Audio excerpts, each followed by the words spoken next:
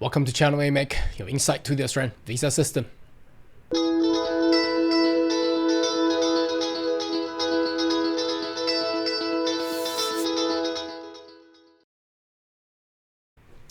Good day everyone, my name is Carl Young, your online YouTube visa consultant.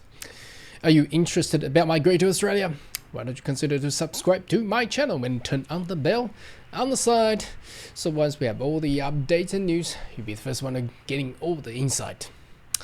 Now today's video we gonna update you in regards to the most inquired topic. Obviously that's gonna be the skill migration, and over the past 20-30 years skill migration has played a key part for the nation of Australia, how it could actually boost its economy and also help out for the job skill shortage, as well as what we have actually experienced and saw a lot of news going on for the past 12 months. Obviously within this new 2023 there has been a lot of news came out talking about there will be an improved and increased numbers of net migration, and that also includes the skill migration, which the new elected Albanese Labour government has, well, I think they have utilized very successfully upon their taking over of the government section on May 2022. So I think they have done a very good job and also alter the way how it could actually facilitate and leading the way with all the state and territory government as well. So let's have a look what you should actually look for and what skill migration is all about in 2023. All right, so obviously if you wanted to do a search on skill migration, this is the most important web page that you should get familiarized with, which is so-called SkillSelect. Now how do you get to this page? It's, well, pretty easy. All you need to do is ask Google and you just punch in Home Affairs space SkillSelect. Make sure there's no space in between and you should be able to land yourself in this web page. Now this web page is fairly simple. It only includes two buttons: start an EOI and also login. So what does that mean? So start an EOI, basically as you are perhaps you're ready for skill migration, you're clicking into that start an EOI and punching your detail. EOI stands for expression interest. So you showing your expression interest to actually migrate to Australia. Then it will go into a skill pool, which then the government of Australia will come in and pick you up for invitation. Now key here is how do you get picked up. Now this is the key that I wanted to explain it further. In the immigration system, the visa system that Australia provides, it's invitation based. So they only select the best and the brightest from the pool. So it's not just, oh, I'm happy to pay a visa fee and you get lined up and queue up, just like how they are doing it in USA, UK, Canada as well. But Australia is an invitation base. So they will pick you once they invite you. All right, then you will have the eligibility to actually apply. So that actually improved the system. There is no redundancy much in the system, and there is no huge queue up. Because traditionally, if you look at the US system and the Canadian system, if only people can pay and get into the system, there will be huge queues. So traditionally in US and UK and also in Canada, couple years in the periodic years, they will come in and cut a lot of application out due to the large queues. But Australia doesn't have, well, not saying it doesn't have a backlog issue, but Australia's, if you get invited, the percentage and the success rate is actually much higher. So that's what SkillSelect system is all about. And you can see that there is a login here. That's when you have done an EOI, and if you wish to actually do some alteration. For example, you have actually perhaps been promoted for a better job, so you have the work experience you need to update in the EOI, you can come in here. Or perhaps you have actually improved your English proficiency from 6 to 7, you want to update that into the system. That's where you go in, you click on there and you log in and amend your EOI. So what does that do? That actually promotes the skilled migrants to provide the best that you have, and obviously then you will be ranked up with all the other skilled migrants in the pool, and the government will actually come in to pick the brightest. So the person with the highest points will actually get picked up. So if you want to know about the points, there's also a points table. Now all you need to do is you can use Google, punching points table for 189 or 190, you'll be able to access to this. I've actually done a specific video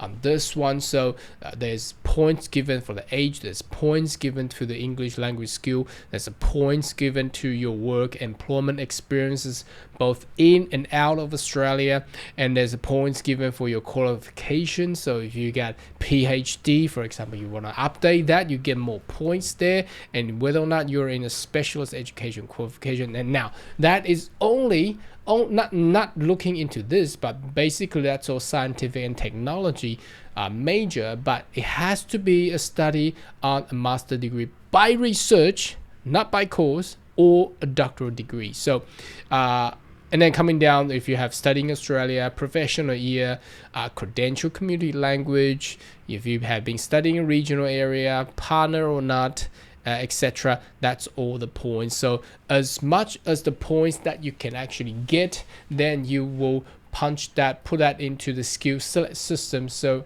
the higher the mark, the higher the points that you have, the better the opportunity that you will be invited.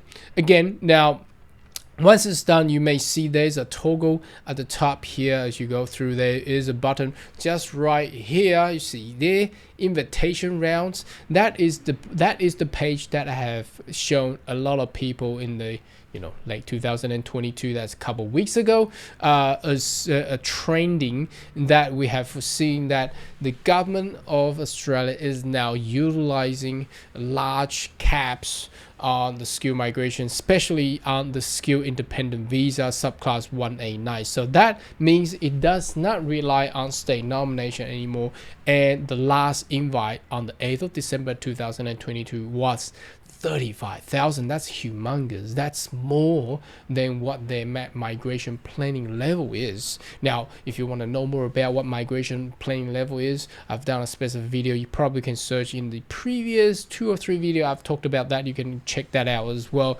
So why did they invite more than what they had planned it for? Obviously, I think the government of Australia, the Department of Home Affairs, is leading the way to actually tell the state and territory government, look, stop playing with a lot of different complex, difficult migration criteria. Let's lose it a bit.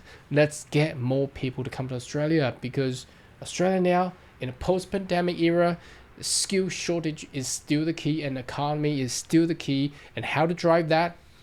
Migration is the key to resolve all that. So I've done a specific video going through all this detail. You may want to check whether or not your occupation is listed there and what sort of point it's been invited. Now I think half a year ago I predicted the points to actually get invited will be around 75 to 85. But looks like what they have done, they have dropped more. A lot of these occupations has been dropped down to 65, which is the minimum requirement. So the opportunity is there as well. Now, coming back, if we talk about the skill migration, obviously there's another part play a very key role, which the government of Australia is leading them, and perhaps there will be more changes coming up for the state and territory criteria, because used to be the former government utilized a lot and given a lot of power to the state and territory power, but the let's see what it will happen. So if you want to access with skill migration to the state and territory, now today I'm only gonna go through 2 states very briefly. I've actually done a detail for every state and territories criteria with specific videos. You might want to give a search in my channel to find out. So in South Australia, why do I present South Australia? Because they actually done the best. They actually made the best state migration website of all. It's very easy, very accessible. All you need to do is go to occupation and come down to the South Australian skill occupation list. And what it does is a search engine there. All you need to do is you punch in your whatever the profession occupation that you're in, then you will find out the detail of this occupation and how you can actually get invited and nominated by the state government of South Australia. Look at that, the points required is only 65. Obviously there's a lot more other detail in there, but I can tell you, as long as you come to South Australia and study and work there, the opportunity is unlimited. So it's one of the best migration or skill migration states, should I say. And also there's another example I want to show you is the Melbourne, Victoria. Now from July, I believe July 2022, Victoria has actually dropped its previously a very complex criteria down to 0, to origin. What do I mean by origin? It's basically down to where it matches exactly to what the SkillSelect require, the minimum SkillSelect requires. So it's a very beneficial state as well.